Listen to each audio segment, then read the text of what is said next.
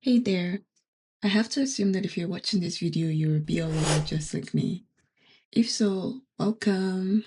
Let's chat about what happened last week in Thai BL. Okay, just to make sure we're on the same page, I'm going to be chatting about episodes of the shows that aired between June 28th to July 4th. I'm only focusing on the shows that I'm currently watching and genuinely enjoying. And also, I'm very partial to Thai BL, so even though I'm watching a few BLs from other countries, I won't be including them in this chat. Okay, let's get to the main gist of it. Starting off with When Light Fades.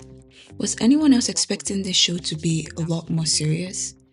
It's quite early to say if making this show a bit more relaxed and like comedic is the right direction, but it's certainly not what I was expecting. They're tackling a very sensitive issue, so I was expecting the storytelling to kind of match that energy, but so far it's looking completely different from that. So far, I think we're off to like an okay start though. We're only 2 episodes in and we already have like some surface level flirting. It's quite subtle and it's mostly just Yue like picking on Rawin or Sahai Sang. But Yue already has like this inexplicable urge to protect Sahai Sang, both like physically when he's distressed or when like his friends are being suspicious of him because of this relationship he seems to have with the bad cop. And that's really, it really has me wondering, like, who exactly is this bad cop? Like, my first guess is Dan. That's Sahai Sang's, like, friend or neighbor from when he was younger, who is now, like, the police captain. But does that mean that he was part of the resistance and then betrayed them? So I don't know, it doesn't really make sense. Or could he be Sang's father since they share the same last name? Anyways, for now, let's just say that I'll place my bet on Dan. Speaking of a comedic show, A Dog and a Plane has kept me laughing while pretty much every other show was either reviving my religious trauma or testing my sanity with all these toxic and potentially insane thoughts. Aside from the laughs, Toto and Kanit also gave me lots of secondhand embarrassment. Because what the heck was that song that Toto was singing at Pylene's party? Or at the restaurant? Or was it also that like so-called style upgrade? Please, Toto reminds me of like a random uncle who came into a little bit of money unexpectedly. It was so bad. But also it was so hilarious, so I can't complain because it's all of these shenanigans that have kept me laughing throughout the show. I have to say the opening scene was kind of wild. Like the way Kanit treated Toto like he was just like an object to put all of his frustration on. I feel like that wasn't cool at all. I know we can't really blame Kanit all the way though, because he keeps telling Toto that he's like not ready for like a relationship and to seriously date anyone yet. But I feel like we still need like a little bit of common decency on how not to treat people. Like that wasn't cool at all. On the other hand, Weha and Ki are kind of cute, but I don't like this narrative of like Weha changing himself like completely just so like someone else can appreciate him, or this person that he used to dream so much about can appreciate him. So there's that, but for the most part they're on the same wave and they seem to be like heading in the same direction, so that's fine. While I'm happy with how Ticket to Heaven ended, every week of that show was testing me. But I'm also kind of very mad that there's only 6 episodes. I know that's such a crazy contradiction, but that's just how I feel. I just know that I'm not the only one that feels traumatized by how much guilt Tenlak has carried through his life after choosing not to go to seminary. There's probably no way to discuss this too much without offending someone, but I think that we can all agree that the church had a hand in making him feel like something is inherently wrong with him because he's gay and perhaps like he really needed to get ordained in order to get to heaven and then meet his parents.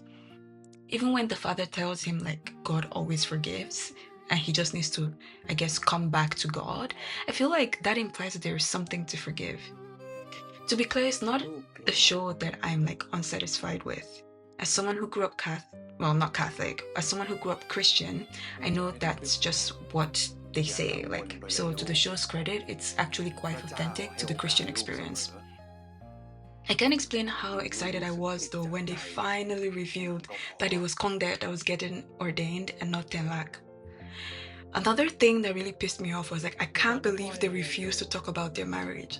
Like they kept showing the rings, but we didn't get to like see the context or like the wedding pictures. Like pee off the audacity you have to deny us of such beauty. Like how wonderful would it have been to see then Laughed and Bad actually have like, it probably wouldn't have been the most elaborate wedding, but like just something to like show that they made it through. And they made it through to like, was it 2025 that the marriage equality law came into Thailand as well? Come on. They had to do it. They could have just put like even just 10 extra minutes of them getting married would have been amazing. Anyways, that being said, my one little gripe, which may be an unpopular opinion, is that they should have used different actors for the older versions of all the characters.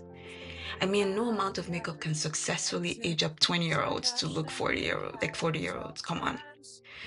But these are some of the sacrifices we must make as BL lovers, especially Thai BL lovers.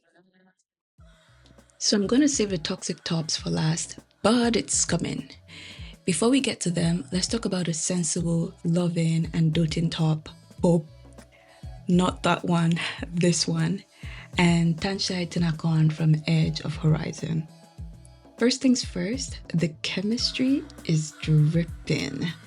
That lovemaking scene, and yes, I said lovemaking scene, before Tanshai Tin's father caught them. Wow, wow, wow. Honestly, I was so mad at Tin's dad for interrupting them. Like, he could have waited like 30 more minutes before he came in, you know? Things were getting really, really good. Anyways, it's 11 years later now, and it's Captain Pope to anyone who's asking. Ooh, okay, another quick tangent. But I love to see him in his uniform. And I know someone else who loves it too. Tanshai Tin can't seem to keep his eyes off of Pope for too long. That poor kid though. You know, at this point, I feel like we've seen like parents in BLs react to their kids being gay in like all kinds of ways. But I don't think we've seen manipulation like this before. Tanshai's dad says something along the lines of, oh, you're the family's only hope. So like you need to not be who you are because the whole family depends on you. Like that is so manipulative. Now that poor kid feels like he needs to give up everything just to please his dad and please his father. I don't know what I prefer because obviously it's great that his father didn't get like physically abusive. At least with him, he definitely was physically abusive with Pope. But I can't really say that this emotional manipulation is much better. I can't wait for the next episode though. I know that front that Tanshai Tin is putting on will come down soon enough because his eyes tell me he's really, really hungry. Okay, the most important part we've probably all been waiting for, the toxic tops. It's so funny because like literally no one is watching this. But I saw a post on IG from iQIYI and the Payback series like IG pages saying that people shouldn't post NC scenes from the show online. Mind you, this is before I watched the show, so I didn't quite get why they were saying that. And then I watched the episode. I have to say that was not on my bingo card for this year. That NC scene was like very well done to say the least. I feel like Thailand is ready to give HBO a run for their money. The quality of the scene aside though, it was kind of deep or no, dark? I'm honestly not sure.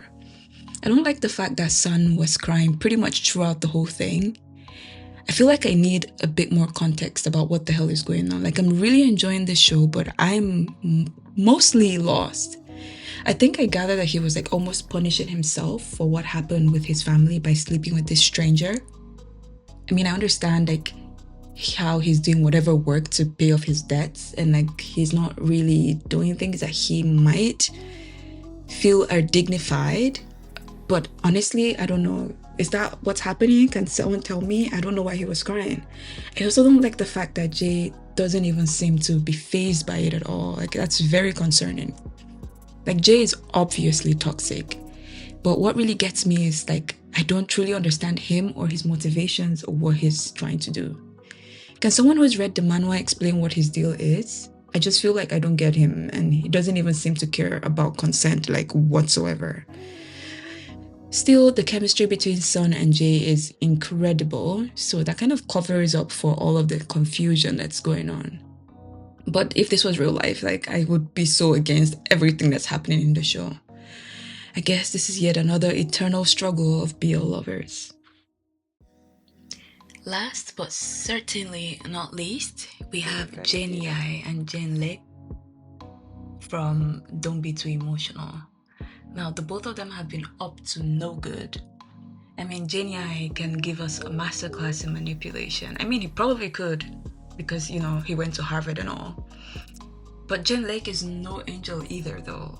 Like, what do you mean he was fully reminiscing about your hookup while writing an exam? Did you see that he had that page full? What a genius. I am not sure if Jin Yai even likes Jin Lik like at all. Like 1 minute he's like acting all innocent and in love, and then the next he does that thing where he kind of like explodes, but like quietly. So you don't even really have proof that his whole demeanor just changed up. It's actually so insane. The acting is phenomenal.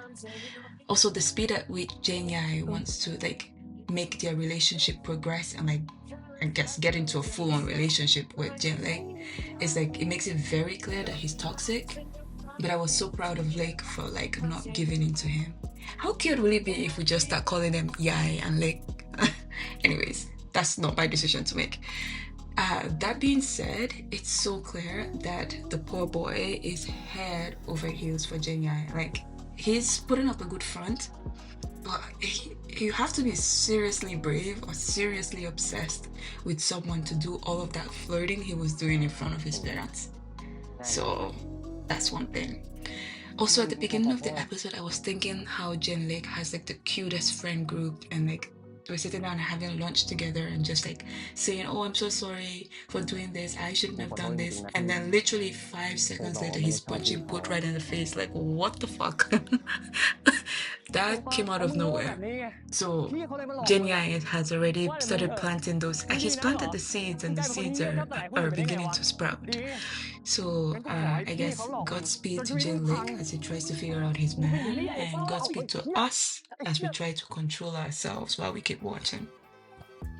Alright, that's all I had to say about the shows I watched and loved this week. Did you watch any of the shows? What were your thoughts? Tell me in the comments. And tell me if you want me to keep, I'm gonna do it regardless, but you should tell me if you want me to keep doing this. Okay, bye!